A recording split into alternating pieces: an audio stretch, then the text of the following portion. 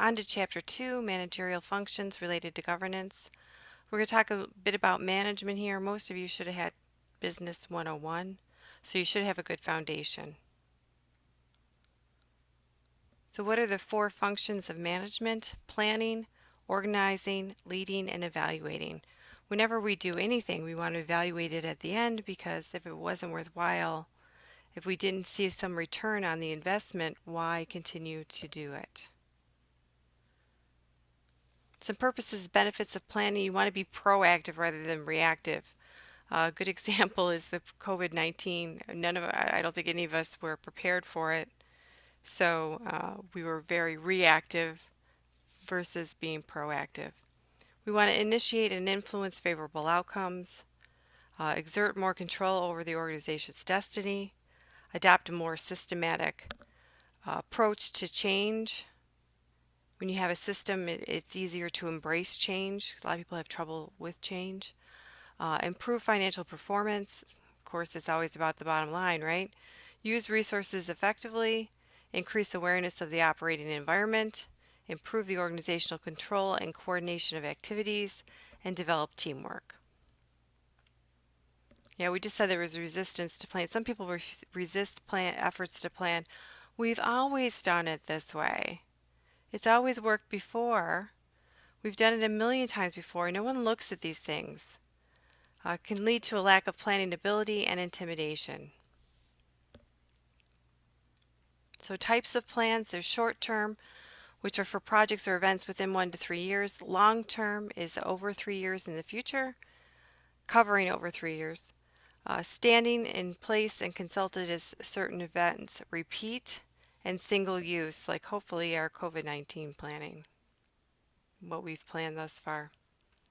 Okay, steps in the planning process. You have to have a vision statement, a mission statement, goals, objectives, tactics, roles, and evaluation.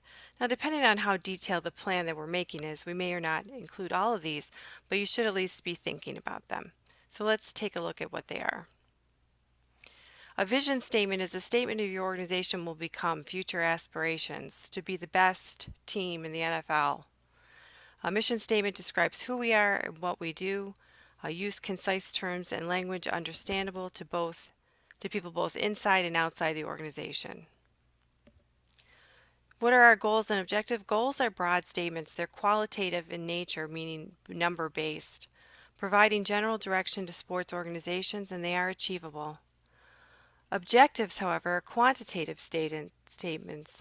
They're measurable, and measurable includes percentages, numbers, and dollars. Realistic, they have to be realistic and tied to achieving specific goals. Okay, so your point of view. In your opinion, is it important for an organization to have a vision and mission statement? Why or why not? And should individuals have their own vision and mission statement of their own goals and objectives? I think an organization really needs to have a vision and mission. They need to clearly define who they are and where they want to go in order to get there. And it's not bad for individuals to do it as well. Not everybody will, but it helps. Tactics are specific actions or how-to steps. They're used to achieve objectives. Roles are organizational units and people who are responsible for carrying out tactics. Behaviors are needed to ensure success.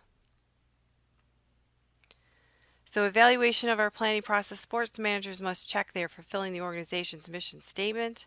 We could have something that was successful but really doesn't lend itself to our mission statement, and we have to decide, are we going to put forth an effort in this area and use valuable resources when we could be doing something else? Has the organization successfully completed the stated goals, objectives, tactics, and roles? So an example of the planning process. First, we have a goal. We want to increase attendance. Our objective is to increase game day walk-up sales by 5%. Our tactic is going to be 2 new promotional nights, bobblehead giveaway and dollar hot dog night. Who's going to have a role in this? The ticket office and marketing. And in evaluation, we're going to determine the actual percentage increase compared to the 5% target and reward employees accordingly.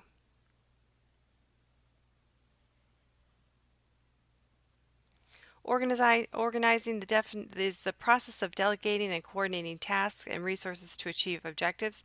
You can't do it all yourself, so sometimes you have to delegate, and that falls under organization as well. Organizations are social entities that are goal-directed, are designed to deliberately structured and coordinated activity systems, and are linked to the external environment. We talked last chapter about an organizational chart. Here's an example of one. We've got the university president. The director of athletics reports directly to the president with an administrative assistant, and then we have the associate ADs and what their personal purview is: sports programming, facility operations, business operations, marketing, promo, or ancillary occupations. Here's another one by unit,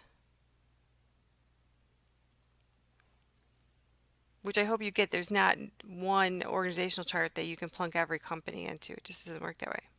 We all have our own makeup. And we can also do it by geographic region.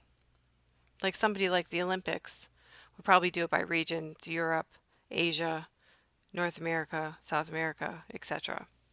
Structural features of sports organizations: hierarchical levels of work units and subunits. There's an example in the book of the Iowa High School Athletic Association and the NBA. Take a look at those. Institutions or nations, the International Olympic Committee, and governance structures within each segment will differ. Okay, decision making: basic components that are gathering and analyzing information. There are two types of decisions: routine, they're straightforward and repetitive, and complex, which govern unique situations. The rational model of decision making, we'll refer back to that throughout the chapters as we look at different problems. So you have to identify the real problem, identify the decision objective, gather pertinent information, identify hurdles, brainstorm for alternatives, narrow down options, examine pros and cons of each option, make the decision, and then evaluate the decision. The SLEEP principle: managers analyze the ramifications of their decisions in their aspects of social, legal, economic, ethical, political, and educational.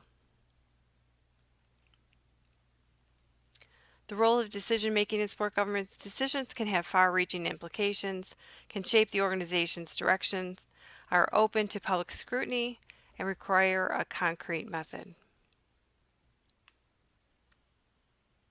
Okay, so your point of view. Sport managers are often faced with decisions that have far-reaching implications.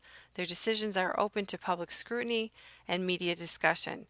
Do you think you are or will be ready to make tough decisions and then face the tough questions about those decisions?